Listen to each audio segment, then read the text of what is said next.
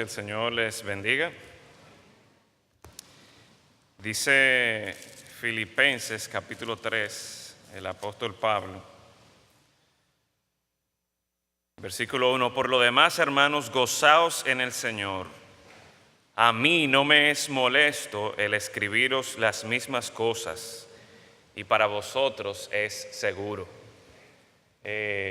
Hago eco en esta mañana de estas palabras del apóstol Pablo. Para mí no me es molesto el compartir con ustedes una vez más este mensaje de la palabra del Señor que venimos llevando a través del libro de Efesios.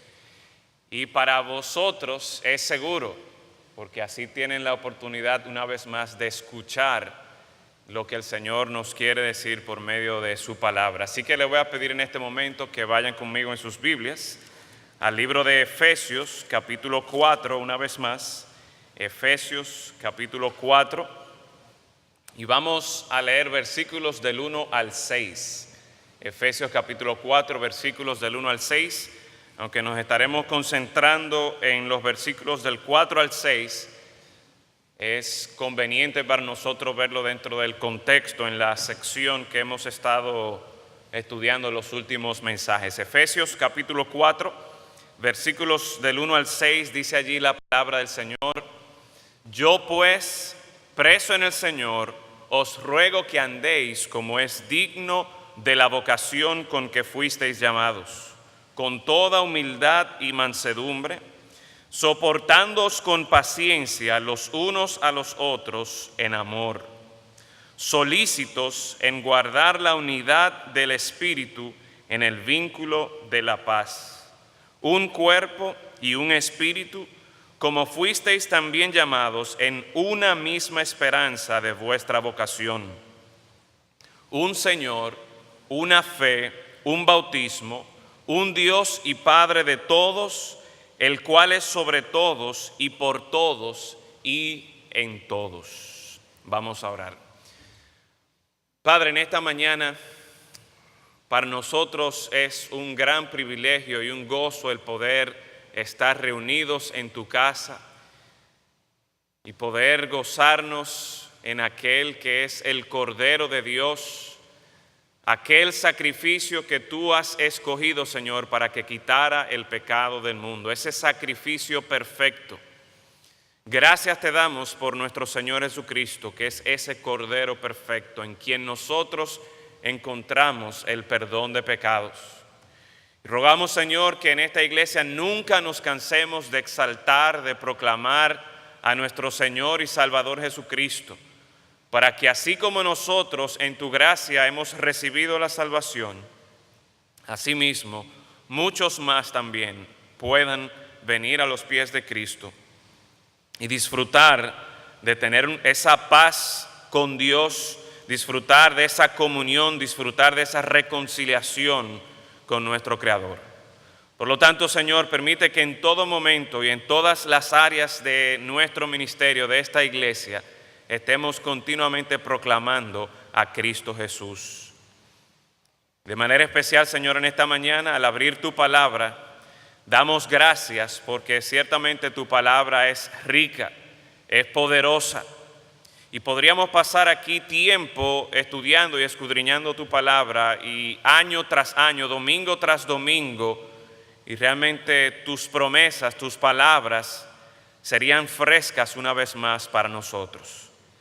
Así que, Señor, rogamos que una vez más tu Santo Espíritu obre en medio de tu iglesia, obre por medio de tu siervo indigno, y que tu nombre sea exaltado, sea glorificado, en la medida que nosotros como iglesia nos sometemos a tu palabra. Glorifícate, Señor, en esta iglesia bautista cristiana. En Cristo Jesús lo rogamos. Amén.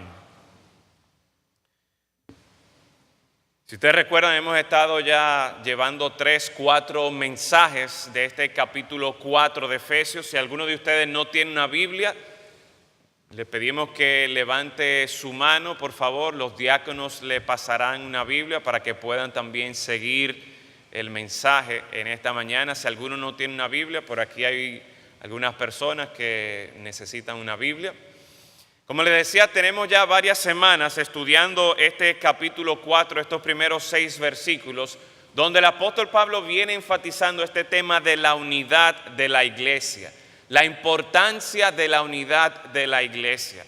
Y vimos que este no es un tema que nosotros traemos por traer, sino que es importante para el Señor, porque como hacíamos referencia la semana pasada, en esta primera parte de la exhortación de la carta, el apóstol Pablo lo primero que nos trae, la primera exhortación que Dios quiere traer a su iglesia, tiene que ver precisamente con este tema de la unidad de la iglesia. Asimismo también vimos que no solamente el Señor habla de lo importante que es la unidad dentro de los hermanos de la iglesia, sino que también en los versículos 2 y 3 nos presenta cómo es que nosotros vamos a poder mantener, guardar esa unidad. Versículo 2 nos presenta una serie de virtudes que si nosotros vamos a mantener la unidad en la iglesia debemos ejercitarnos. Dice el versículo 2 que debemos desarrollar la humildad, la mansedumbre, la paciencia. Debemos desarrollar la capacidad de soportarnos los unos a los otros, y todo esto con el propósito de que, como nos menciona el versículo 3, seamos solícitos, es decir, seamos diligentes. Y esto implica que nosotros tenemos que poner de nuestra parte para mantener, para guardar la unidad del Espíritu en el vínculo de la paz. Les decía la semana pasada que tal vez usted pudiera preguntarse, oye, pero ¿y por qué tantos mensajes sobre la unidad? ¿Cuál es el afán con predicar este tema de la unidad de la iglesia? Eso es complicado en cualquier ambiente que nosotros nos encontremos, aún en la misma iglesia, donde usted puede decir que hay tantas personalidades, distintas personalidades que podrían chocar, que podrían encontrarse. Gente que tiene un carácter muy fuerte. En otras palabras, personas pecadoras, personas egoístas, personas que están enfocadas en sí mismos. Y precisamente es porque esa es la condición de nuestra iglesia, porque está llena de pecadores, al igual que en todas partes. Es precisamente a ese grupo de personas que el Señor se dirige en esta carta. ¿Para qué? No para que nosotros nos abrumemos o no para que nosotros nos olvidemos y digamos que eso es un caso perdido, esto de la unidad, sino para que nosotros podamos ver lo glorioso que es el Evangelio de Cristo Jesús. Porque es por medio de ese Evangelio de Cristo, por medio de la cruz, de la sangre derramada de Cristo, que pecadores como nosotros hemos sido reconciliados con Dios. Y como ya hemos visto en el capítulo 2 y en el capítulo 3, pecadores como nosotros que hemos sido reconciliados con Dios, hemos sido también reconciliados los unos con los otros. Porque por esto es que en el capítulo 2, versículo 13 al 16, el Señor nos dice: pero ahora en Cristo Jesús, vosotros que en otro tiempo estabais lejos, habéis sido hechos cercanos por la sangre de Cristo, porque Él es nuestra paz, que de ambos pueblos hizo uno, derribando la pared intermedia de separación, aboliendo en su carne las enemistades, la ley de los mandamientos expresados en ordenanzas, para crear en sí mismo de los dos un solo y nuevo hombre, haciendo la paz, y mediante la cruz reconciliar con Dios a ambos en un solo cuerpo, matando en ella las enemistades. Mis hermanos, algo que debemos tener presente es que la gloria del Evangelio, el poder del Evangelio no se limita única y exclusivamente a reconciliarnos con Dios. Y ya eso es maravilloso, ya eso es sorprendente, porque la enemistad que había entre Dios y nosotros por causa de nuestro pecado era abismal literalmente. Pero el punto es que si la sangre de Cristo es capaz de reconciliarnos con Dios, con quien teníamos infinitamente muchos más diferencias, ¿cómo es posible entonces que no podamos reconciliarnos los unos con los otros? Que no podamos preservar, que no podamos mantener la unidad. Y precisamente eso es lo que el apóstol está diciendo. Individuos, pueblos como el pueblo de Israel y los demás gentiles que históricamente habían tenido enemistad entre ellos, la cruz de Cristo, la sangre derramada de Cristo es capaz de reconciliarlos. Y ese mismo evangelio, esa misma cruz, esa misma sangre de Cristo es la que nos reconcilia a nosotros. Sin embargo, tristemente, para nosotros es más fácil tener presente las cosas que nos dividen, tener presente las cosas que nos separan, las cosas que nos molestan, las cosas que crean división, que crean malestar dentro de la unidad de la iglesia. Y la semana pasada les mencioné varios ejemplos de cosas que son superficiales, cosas como por ejemplo la decoración de una iglesia, la estética de una iglesia. Y les mencionaba del caso de iglesias en Estados Unidos que por no ponerse de acuerdo con el color de una alfombra, las iglesias se dividen, se separan, permiten que la estética, permiten que la decoración de una iglesia cree una división, en vez de preservar, en vez de gozarse en la unidad que Cristo nos ha provisto. Y gracias al Señor nosotros no hemos llegado a ese extremo, pero podría darse el caso en nuestra iglesia de alguna persona que dice, mira, no me gustan los paneles, no me gusta que el techo se vea así, todo feo, descubierto, no me gusta la pared, no me gusta la edificación. Y vamos nosotros a permitir que cosas tan superficiales como esa, vamos nosotros a enfocarnos en eso, en nuestra relación, en nuestra iglesia. No estoy diciendo que todos tenemos que pensar que esos paneles o que el techo o que el diseño de la iglesia, ese es lo mejor que hay. Eso no es lo que yo estoy diciendo, pero el punto es, mis hermanos, que tampoco cuando nosotros pensamos en nuestra relación con los hermanos, eso es lo primero que debe venir a nuestra mente. Y veremos de acuerdo a la palabra de Dios qué es lo que Dios espera que va a unirnos a nosotros. Pero vemos también, hablábamos de otra situación, la programación de nuestros cultos, cómo esto pudiera causar cierto malestar.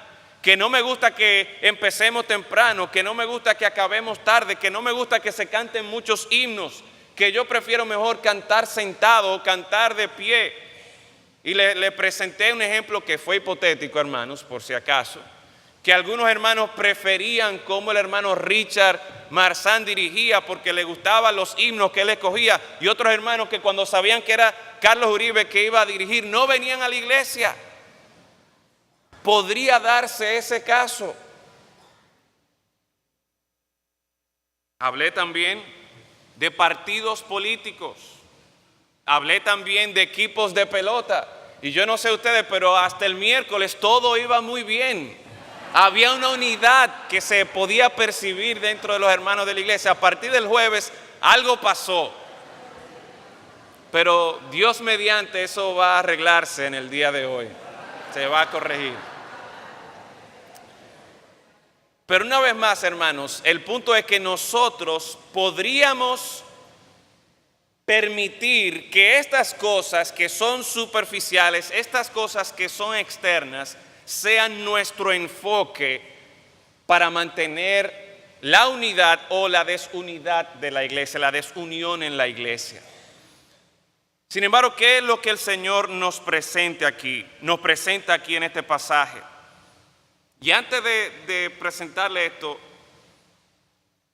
siguiendo con los equipos, y ya no un equipo de pelota, sino si pensamos por ejemplo en un equipo de fútbol, y veo que hoy hay muchos niños aquí, creo que un grupo de los niños de la escuela dominical está aquí también con nosotros, un buen número de ellos. Pero si pensamos en estos equipos de fútbol que se arman en los colegios o que se pudieran armar en un parque, personas que tal vez no se conocen y forman un equipo. Creo que cada equipo tiene 11 jugadores en un equipo de fútbol cuando se juega en una cancha normal. Si ellos empiezan a jugar y no se conocen entre ellos y no saben quiénes son los que están en su equipo, van a tener serios problemas para lograr su propósito de meter un gol en la otra cancha. Ahora, si el coach, si el entrenador de un equipo dice, vamos a arreglar esto, y le da a cada uno de sus jugadores un uniforme que los identifique de forma tal que la camisa, que el pantalón sean del mismo color en todo lo que hay en su equipo, que aún los tenis sean de la misma marca. No importa si el jugador es brasileño, si es español, si es alemán, si es africano, no importa si ellos no hablan el mismo idioma.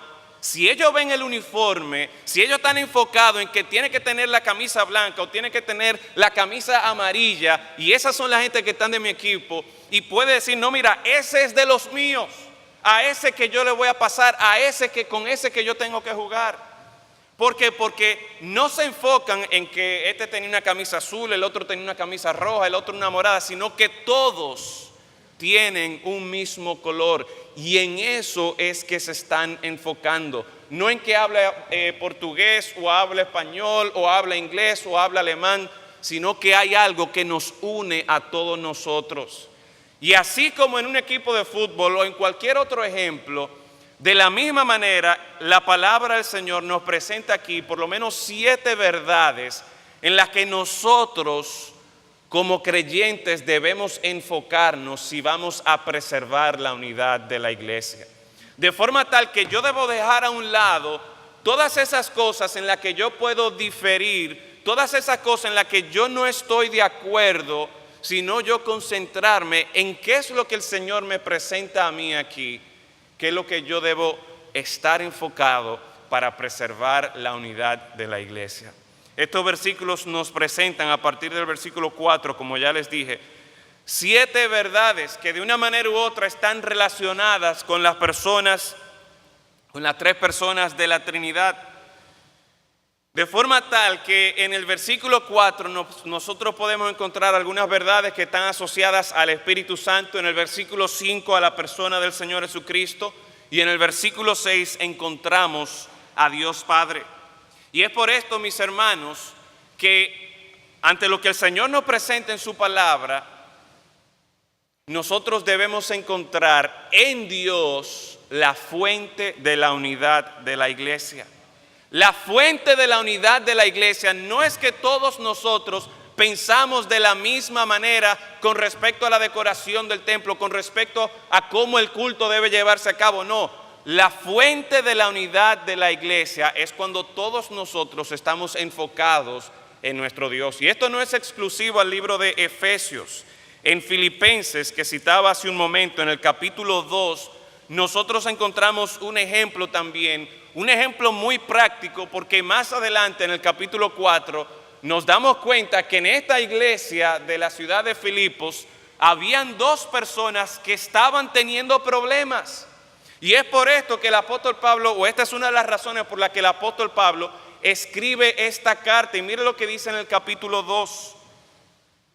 Por tanto, si hay alguna consolación en Cristo, si algún consuelo de amor, si alguna comunión del Espíritu, si algún afecto entrañable, si alguna misericordia, completad mi gozo, sintiendo lo mismo, teniendo el mismo amor, unánimes, sintiendo una misma cosa. Yo creo que el versículo 2 queda muy claro cuál es el deseo, cuál es el anhelo del apóstol Pablo, el anhelo del Señor. Y es que la iglesia sienta lo mismo, es que la iglesia tenga un mismo amor, que sean unánimes, que sientan una misma cosa. Ahora, ¿cómo vemos en este pasaje que esa unidad, ese mismo sentir se va a lograr dentro de la iglesia? Es cuando hacen una reunión y todos se ponen de acuerdo de cómo se van a hacer las cosas. No, la motivación que nos presenta el apóstol Pablo aquí se encuentra en el versículo 1. Y todo depende de que nosotros pongamos nuestros ojos en Dios, Dice, si hay alguna consolación en Cristo, si algún consuelo de amor, si alguna comunión del Espíritu, si algún afecto entrañable, si alguna misericordia. Y aunque parece que esto es una condición, les pregunto a ustedes, ¿esas condiciones están dadas? ¿Hay consuelo en Cristo? ¿Quiénes de ustedes tienen consuelo en Cristo? ¿Quiénes de ustedes tienen este consuelo de amor por parte del Señor y aún por medio de la misma iglesia? ¿Quiénes de ustedes gozan de la comunión del Espíritu? ¿Han disfrutado de este afecto entrañable, de esta misericordia de Dios? Si eso es verdad para ti, entonces todas las condiciones están dadas para que tú puedas mantenerte con ese mismo sentir. Así que lo mismo que encontramos aquí en Filipenses capítulo 2, donde la motivación para la unidad, donde la condición para la unidad se da cuando nosotros ponemos nuestra vista en Dios, lo mismo encontramos en Efesios capítulo 4. Y aunque es en el capítulo 5 donde se habla de la relación del esposo y la esposa, de los hijos y padres, del siervo y del amo, muchas veces nosotros pensamos, o un esposo o una esposa podría pensar, no, mira, si mi esposo se comporta como él debería comportarse, si mi esposa me atiende como debería atenderme, entonces yo voy a hacer mi parte. Pero no es eso lo que el Señor nos presenta en las Escrituras. Tanto en Filipenses como aquí en Efesios, el Señor nos está llevando a que pongamos nuestros ojos en Él. Porque es en Él que nosotros vamos a encontrar la fuente de la unidad de la iglesia. ¿Sabe que la persona que está sentada al lado de usted, atrás de usted, delante de usted, es una terrible pecadora, es un terrible pecador? Pero la persona que está sentado en el asiento donde usted está sentado, también es un terrible pecador. Y a veces, tal vez muchas veces, vamos a fallar, vamos a caer, vamos a pecar, vamos a preferirnos a nosotros mismos. Y se presentan entonces estos obstáculos de la vanagloria, donde yo soy lo más importante. O se presenta el otro obstáculo de la envidia, donde yo veo que tal vez hay otra persona que está sobresaliendo y entonces, no, yo quiero sobresalir también. Y el punto no es si se dan cuenta de lo bueno que yo soy o si hay otra persona que está por ahí sobresaliendo. No, el punto es, mis hermanos, que nuestros ojos deben estar siempre puestos en Dios. A eso es que el Señor nos ha llamado. Nos ha llamado a ser solícitos en guardar la unidad del Espíritu en el vínculo de la paz. Versículo 4, entonces aquí empieza diciendo, un cuerpo, un espíritu, una misma esperanza de vuestra vocación. Y como les decía hace un momento, en este versículo 4 nosotros podemos apreciar a Dios como la fuente de la unidad, y esa unidad por el ministerio del Espíritu Santo. Lo primero que menciona es que nosotros como creyentes, en nuestra lucha, en nuestra diligencia por perseguir y mantener la unidad, debemos considerarnos a nosotros como un cuerpo. Un cuerpo. De acuerdo a la palabra de Dios, esto es lo que nosotros somos. Este libro de Efesios expande mucho esta ilustración de que somos un cuerpo. Pero de manera particular en 1 Corintios capítulo 12, nosotros podemos apreciar el significado y la relación que hay entre el Espíritu Santo y esta mención del cuerpo, de que somos un cuerpo. Dice 1 Corintios capítulo 12, versículos 12 al 13, porque así como el cuerpo es uno y tiene muchos miembros, pero todos los miembros del cuerpo, siendo muchos, ¿son cuántos? Son un solo cuerpo. Así también Cristo. Es decir, el apóstol Pablo utiliza esta ilustración porque se aplica muy bien a la relación que hay entre nosotros, esta ilustración del cuerpo. En un cuerpo tenemos muchos órganos, tenemos muchos organismos. Y si nos enfocamos simplemente en lo externo, tenemos pies, tenemos piernas, tenemos rodillas, tenemos brazos, tenemos manos, tenemos orejas, tenemos nariz. Es decir, hay muchos miembros en un solo cuerpo, son muchos miembros, pero es un solo cuerpo. De forma tal que, como también dice el apóstol Pablo en otro pasaje, la oreja o el ojo o el pie no va a decidir, mira, yo mejor me voy por aquí, el cuerpo que haga lo que le dé la gana, pero yo quiero irme por aquí. No, así no es que funciona el cuerpo. Y de la misma manera, la iglesia no debe funcionar de esta manera, sino que nosotros debemos, una vez más, ser solícitos, ser diligentes en mantener la unidad en el vínculo del Espíritu, en el vínculo de la paz. Todos nosotros, dice el versículo 13, porque por un solo Espíritu fuimos todos bautizados en un cuerpo, sean judíos o griegos. No importa la diferencia, la enemistad que haya entre ustedes, no importa. Todos estamos en un mismo cuerpo. Sean esclavos o libres, no importa tu estatus, tú perteneces al mismo cuerpo. A todos se nos dio a beber de un mismo espíritu. Todos nosotros, mis hermanos, pertenecemos a este mismo cuerpo. Todos nosotros gozamos de este privilegio de pertenecer al cuerpo de Cristo. Realmente no importa si tú te convertiste siendo un jovencito o siendo un viejito, no importa si tú eres dominicano, haitiano, alemán, chino, americano, todos pertenecemos al mismo cuerpo de Cristo. No hay un cuerpo élite dentro de la iglesia, no, todos nosotros pertenecemos al mismo cuerpo. No hay un cuerpo inferior tampoco dentro de la iglesia, sino que nosotros todos debemos pensar de nosotros mismos con cordura, es decir, de una manera correcta, y entender el gran privilegio que todos nosotros gozamos por la obra del Espíritu al colocarnos en el cuerpo de Cristo. Hay muchas implicaciones que esto tiene, pero por causa del tiempo no las vamos a mencionar. Pero el punto es, mis hermanos, ustedes, cada uno de ustedes tiene su propio cuerpo. Si le duele el dedo gordo de ahí abajo del pie, a pesar de que eso no se vea tanto, a pesar de que ese dedo gordo no tenga mucho protagonismo en su vida, a todo el cuerpo le va a molestar. Si le duele un músculo de la espalda, si le duele cualquier cosa que usted entienda que tal vez no es muy protagónico en su cuerpo, el punto es que todo el cuerpo se resiente. De forma tal que cada miembro del cuerpo es importante y somos un mismo organismo. Es decir, yo no puedo actuar, mi cabeza o mis manos no pueden actuar independientemente de mis pies, de mis brazos. Y esa es la manera en que el Señor quiere que nosotros pensemos de nosotros mismos. No que tengamos en nuestra mente las cosas que nos dividen.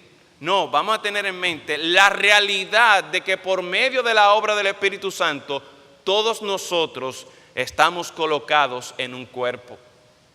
Y eso es posible por causa de la obra del Espíritu Santo. El mismo Espíritu Santo que hizo una convicción, que obró en tu corazón para traer convicción de pecado, fue el mismo Espíritu Santo que obró en mí. Yo no me introduzco en este cuerpo, yo no me hago parte de este cuerpo de manera independiente. No importa cuántas conexiones yo pueda tener con los pastores o con grandes cristianos, no, la única manera en la que yo puedo ser colocado en ese cuerpo es por medio de la obra del Espíritu Santo. Y una vez más, no importa qué tan conectado yo esté, todos nosotros tenemos en común esa gracia de Dios. El hecho de que el Espíritu Santo de Dios trajo convicción de pecado a nuestro corazón. Y eso es otra cosa que nos une a nosotros. Versículo 4 termina diciendo también el hecho de que debemos enfocarnos en que gozamos también de una misma esperanza de vuestra vocación. Una misma esperanza de vuestra vocación. Eso hace referencia al capítulo 1, versículo 13, donde refiriéndose también al Espíritu Santo, dice: en Él también vosotros, en Cristo, habiendo oído la palabra de verdad, el evangelio de vuestra salvación, y habiendo creído en Él, fuisteis sellados ¿con quién? Dice allí: con el Espíritu Santo de la promesa, que es las arras de nuestra herencia hasta la redención de la posesión adquirida para alabanza de su gloria. Todos nosotros que por la obra del Espíritu Santo hemos sido convencidos de pecado y en su gracia hemos creído en el sacrificio de Cristo y hemos sido colocados en el cuerpo de Cristo, todos nosotros luchamos todavía con el pecado. Y es precisamente por causa de nuestro pecado que a veces entre nosotros no hay unidad.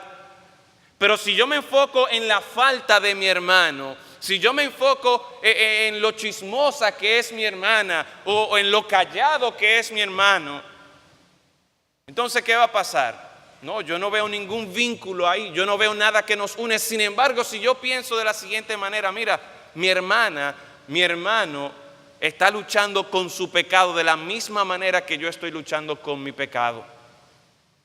Y así como yo espero algún día y tengo la esperanza por el Espíritu Santo de Dios que mora en mí, que un día, gloria al Señor, yo seré libre de pecado, así mismo también mi hermana que a veces ha pecado contra mí, mi hermano que ha pecado, me ha fallado a mí, yo debo tener presente que ese hermano, que esa hermana también tiene luchas y también tiene el Espíritu Santo que le da esa promesa, que le da esa esperanza de que algún día será libre totalmente del pecado. Así que no estamos en un andar donde todos se supone que somos perfectos y por lo tanto tú no puedes fallarme. No, lo que nosotros debemos tener presente es que todos estamos en esta lucha. Es que todos estamos en este caminar y todos estamos aferrados a una misma promesa por medio del Espíritu Santo. Y eso es lo que debe unirnos a nosotros. No enfocarme en el pecado de mi hermano o de mi hermana, no, enfocarme en la obra del Espíritu Santo de Dios, que garantiza que un día, cuando estemos en gloria y cuando estemos por siempre juntos, ese hermano, esa hermana, yo mismo también seremos totalmente librados del poder del pecado. Y mientras eso llega, nosotros nos aferramos a esa misma esperanza. Versículo 5 nos dice lo siguiente, y aquí el enfoque está en la obra del Señor Jesucristo, en la persona del Señor Jesucristo. Un Señor, una fe, un bautismo, un Señor. Todos nosotros que estamos en el cuerpo de Cristo tenemos un Señor. En el Nuevo Testamento, cuando se habla de Señor, generalmente se está refiriendo al Señor Jesucristo. Y es importante que nosotros reconozcamos que es con Él que nosotros nos estamos identificando. Y cuando dice aquí una fe, un bautismo, todo esto está relacionado con la persona, con la obra del Señor Jesucristo. Es una fe, una misma confianza que yo he depositado en el Señor Jesucristo, que como hemos aprendido en los capítulos 2 y capítulo 3, porque Él de manera voluntaria fue a la cruz, porque Él derramó su sangre, yo tengo la fe de que cuando Él murió en la cruz, Él murió por mí. Y esa misma fe es la misma fe que tiene mi hermano, que tiene mi hermana. Eso debe unirnos a nosotros. Hermanos, pensamos en los partidos políticos, las ideologías políticas y cómo hay personas que este tipo de cosas los une. Ideologías, filosofías de vida, y porque simplemente piensan de una misma manera, esto es capaz de que las diferencias que puedan tener la ponen a un lado. Y pensamos en los partidos políticos y cuando hacen sus convenciones para elegir a un candidato y las negociaciones que ellos tienen que hacer. Obviamente uno sabe cómo se maneja eso de la política, pero al final de cuentas, si quieren tener éxito, si quieren avanzar, tienen que llegar a una unidad. Y hermanos, si eso es la gente del mundo que por su ideología o por su política logra mantener una unidad, ¿cómo es posible que nosotros como iglesia abandonemos la posibilidad de unidad? No, el Señor nos está llamando a que seamos solícitos, a que no desmayemos, a que seamos diligentes, a que nos humillemos, como dice el versículo 2, a que estemos dispuestos a soportarnos los unos a los otros. ¿Por qué? Porque que todos nosotros tenemos un mismo Señor, todos nosotros tenemos una misma fe, una misma esperanza. Y más aún, nos menciona este versículo 5, un bautismo, el hecho de que nos identificamos de manera pública con un mismo Señor que es nuestro Salvador. Esto no significa nada para nosotros, lo hacemos simplemente por tradición, lo hacemos simplemente porque es el siguiente paso que debemos hacer. No, vamos a entender lo que esto significa, y es que estamos todos identificándonos con un mismo Señor. Y en vez, una vez más, hermanos, en vez de yo enfocarme de que no, que a este hermano le gusta hacer la cosa de esta manera y que a mí me gusta de esta manera, olvídense de eso. Vamos nosotros a enfocarnos en estas verdades que nos unen a nosotros. Y qué mejor cosa en la que nosotros pensar y enfocarnos que nuestro Señor Jesucristo, aquel en quien está depositada nuestra fe, aquel que decía el apóstol Pablo en 2 Timoteo que él estaba seguro en quien él había confiado, en quien él había creído. Y no importaba la situación por la que él estaba pasando, no importaba que probablemente algunos cristianos lo habían abandonado en esas persecuciones. No, él estaba enfocado en Cristo, él estaba enfocado en Dios.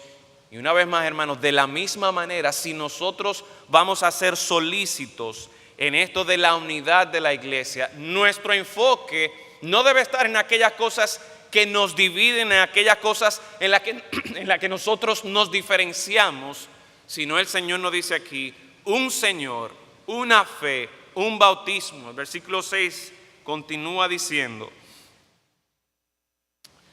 un Dios y Padre de todos, un Dios y Padre de todos. Aquí llegamos entonces al Dios Padre. Ya hemos mencionado la obra del Espíritu, ya hemos mencionado la persona del Señor Jesucristo, pero este versículo 6 quiere también que nosotros nos enfoquemos en la verdad, en la realidad de que tenemos un Dios y Padre de todos. Qué privilegio es, mis hermanos, el hecho de que nosotros, siendo pecadores, por la gracia de Dios, por el sacrificio de Cristo, habiendo puesto nuestra fe en Cristo, ahora podemos llamar a Dios nuestro Padre. Esta es una de las bendiciones que el Señor promete a su pueblo, tanto en el Antiguo Testamento como en el Nuevo Testamento. Porque la bendición es que si nosotros lo llamamos a Él Padre, Él nos reconoce también como sus hijos. Y Dios como Padre tiene cuidado, un cuidado especial de sus hijos, de todos sus hijos. Para mí ha sido una gran bendición, un gran reto también el ser padre. Y ustedes que me han visto con Lucas y con Zoe, saben tal vez que Zoe va a crecer, pero ustedes saben mi debilidad por Lucas, ¿verdad? Y yo quiero muchísimo a Zoe, pero Lucas, que no oigan esto cuando crezcan. Pero el punto es que esos somos nosotros los humanos, apenas tenemos 2 hijos. Yo no sé cómo se hacen aquellos que tienen 3, 4, 5, 6, 7 hijos. Y tal vez alguno pudiera percibir, no, mira, hay cierto favoritismo ahí, pero dice la palabra de Dios que Dios es Dios, dice el versículo 6, un Dios y Padre de todos, el cual es sobre todos y por todos y en todos. Nuestro Dios, en este versículo 6, antes de llegar a esa aplicación, en este versículo 6 es importante que notemos que no se repite la palabra un o mismo, sino que lo que se está repitiendo 4 veces en este versículo es la palabra todos. Que Dios es Padre de todos, que Dios es sobre todos, que Dios está en todos, que Dios es por todos.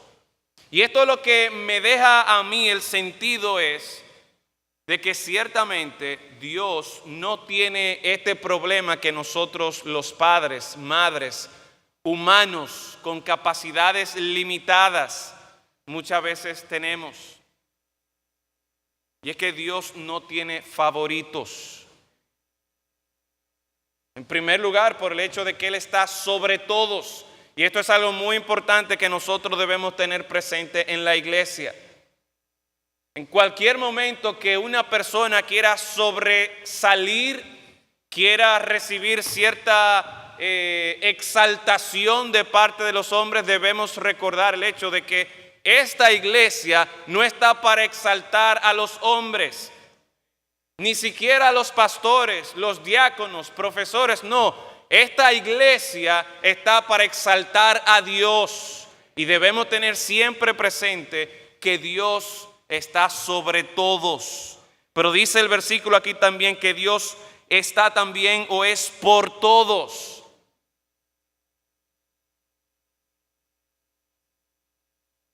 A veces se complica cuando uno tal vez como director de un colegio o en alguna posición de liderazgo, y menciono director porque en varias ocasiones como director del colegio, habían algunos cursos que venían y me decían, no, que usted prefiere este curso, no, que usted prefiere a otro curso. Y eso se puede dar. Pero mi hermano, cuando nosotros nos enfocamos en Dios, nos damos cuenta de que Dios no tiene su preferido por aquí, porque es más tranquilo, porque siempre se lleva bien con Dios, o porque es más bonito, o porque tiene más dinero, o porque aporta más. No, Dios no tiene que ver con eso. Dios está por todos. Y en vez de nosotros armar nuestros grupitos para ver cuál grupo es que va a tener más fuerza en la iglesia, vamos a unirnos al grupo de Dios que está por todos y que también nos dice aquí, terminando el versículo 6, que está en todos. Que está en todos. Ninguno de nosotros nos merecemos por mérito propio el decir que yo tengo una relación más especial con Dios que otra persona. Recordemos que todos somos pecadores. Recordemos que ninguno de nosotros hemos hecho lo suficiente para alcanzar algún mérito delante de Dios, sino que estamos todos destituidos de la gloria de Dios.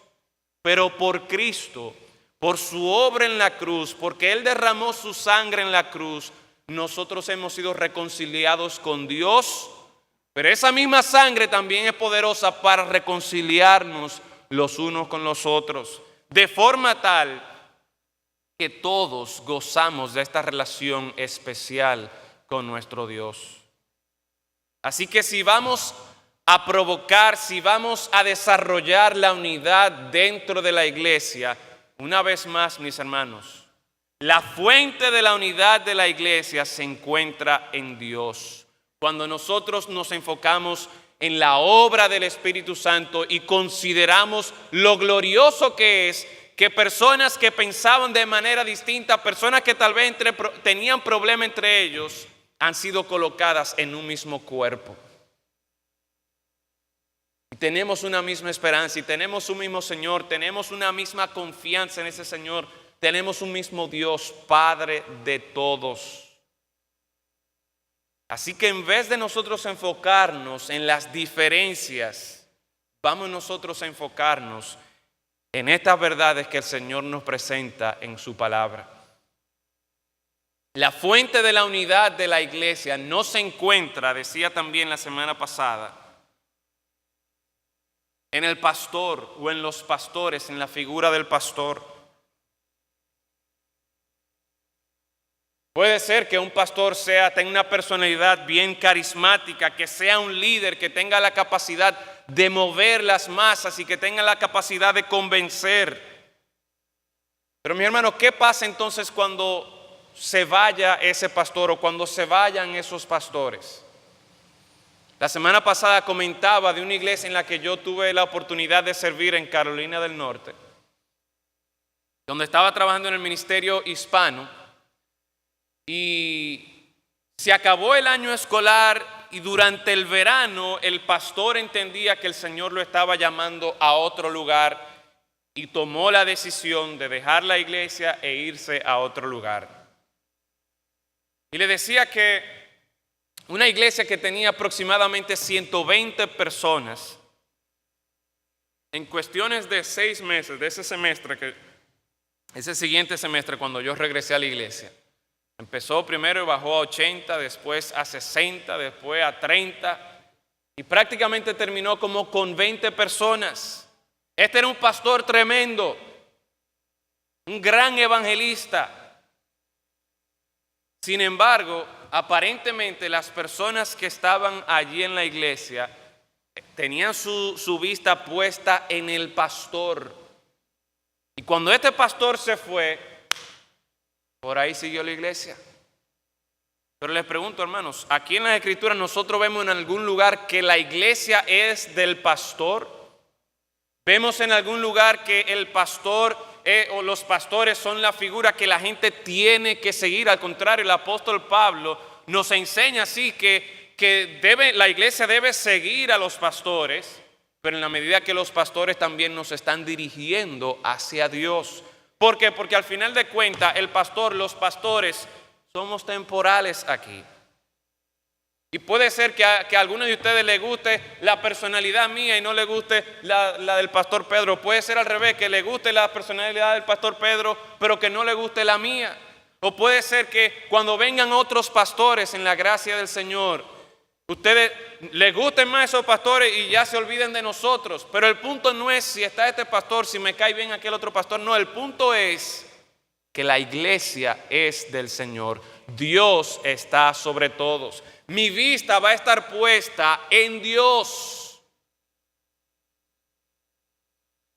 La fuente de la unidad de la iglesia no es un pastor. La fuente de la unidad de la iglesia no es un proyecto. Que todos sí nos unimos, nos ponemos de acuerdo para edificar un nuevo templo. Y qué bueno, y participamos de actividades, esto y lo otro.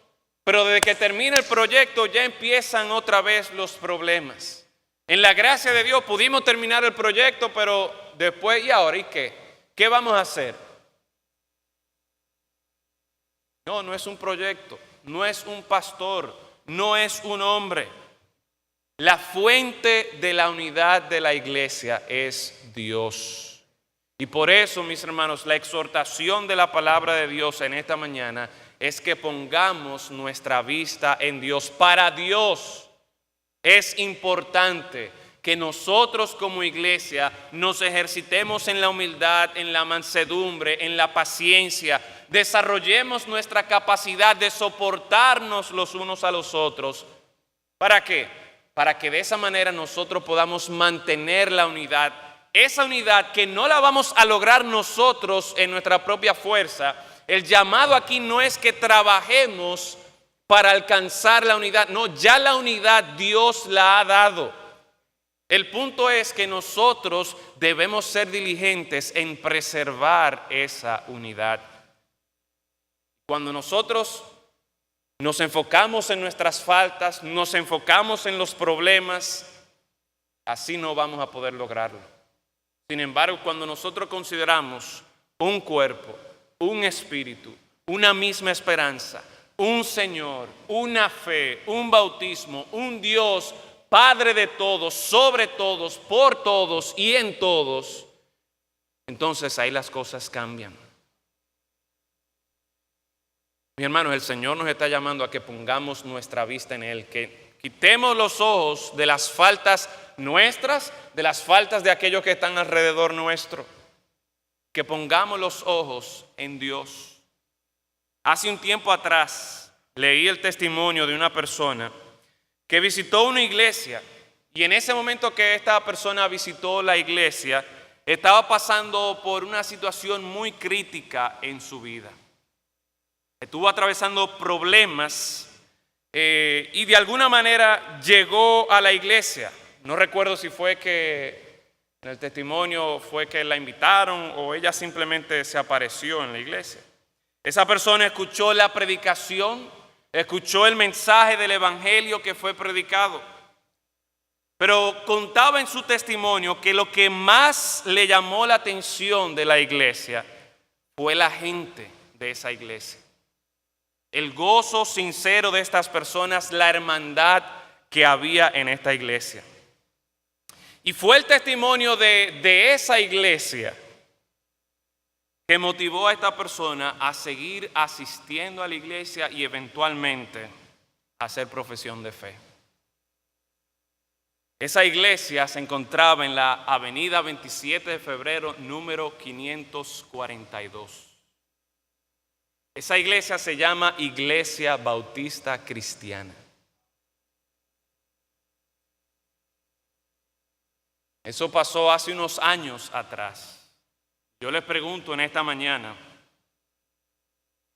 ¿tú crees que cuando un invitado entra por esas puertas puede percibir el mismo gozo de los hermanos? ¿Puede percibir esa misma hermandad dentro de la Iglesia Bautista Cristiana? Recuerden lo que dice Juan 17:23, que fue uno de los pasajes que mencionamos en el primer mensaje sobre la unidad de la iglesia. El Señor Jesucristo, orando por sus discípulos y por aquellos que le seguirían, dice: yo en ellos y tú en mí, para que sean perfectos en unidad. Es decir, no es en Efesios, no es en Filipenses únicamente donde el Señor está hablando de la unidad. En este Evangelio de Juan, el mismo Señor Jesucristo, su deseo, su oración es para que nosotros seamos perfectos en unidad. ¿Para qué? Para que el mundo conozca que tú me enviaste y que los has amado a ellos como también a mí me has amado. Hermano, el propósito de estas predicaciones de la unidad no es simplemente para que nos veamos como una familia muy bonita. No, la unidad dentro de la iglesia, de acuerdo a esta palabra, tiene hasta un propósito evangelístico. Y es que cuando la gente ve que personas egoístas, pecadoras, centradas en uno mismo, pueden ser transformadas y pueden procurar esta unidad dentro de diversas personalidades, esto simplemente lo puede hacer Dios. Y de esa manera nuestro Dios es glorificado. Así que te pregunto en esta mañana, ¿qué estás haciendo tú para que en la Iglesia Bautista Cristiana se perciba este tipo de unidad? Vamos a orar. Padre, damos gracias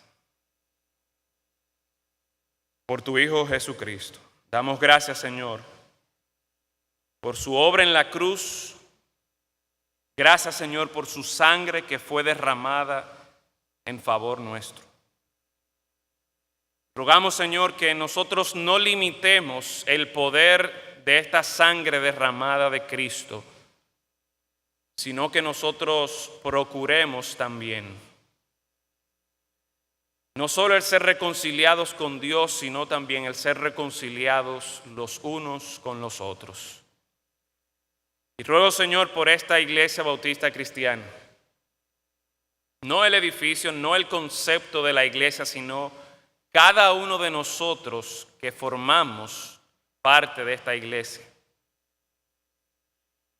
Cada uno de estos miembros, Señor, que tú en tu sabiduría y soberanía has colocado en esta iglesia, no en otro lugar, sino aquí, Señor. Ruego, Dios, para que cada uno de nosotros seamos sensibles a este llamado tan importante que tú nos haces de preservar la unidad de la iglesia. Y no solo por beneficio nuestro, sino para gloria tuya, Señor, y para que muchos sean atraídos a ese poder de salvación, ese poder regenerador que se encuentra en el Evangelio de nuestro Señor Jesucristo. Oh Señor, obra en nosotros. Que esta mañana, Señor, nosotros tomemos decisiones de que vamos a ser solícitos, vamos a ser diligentes en preservar la unidad de nuestra iglesia. Esta iglesia lo necesita como cualquier otra iglesia, pero es en esta iglesia que tú nos has colocado, Señor. Y rogamos que para gloria tuya y para edificación de tu pueblo, nosotros seamos una iglesia que se dé a conocer por la unidad entre los hermanos. Que tu Santo Espíritu, oh Dios, obre en nuestros corazones. En Cristo Jesús lo rogamos. Amén.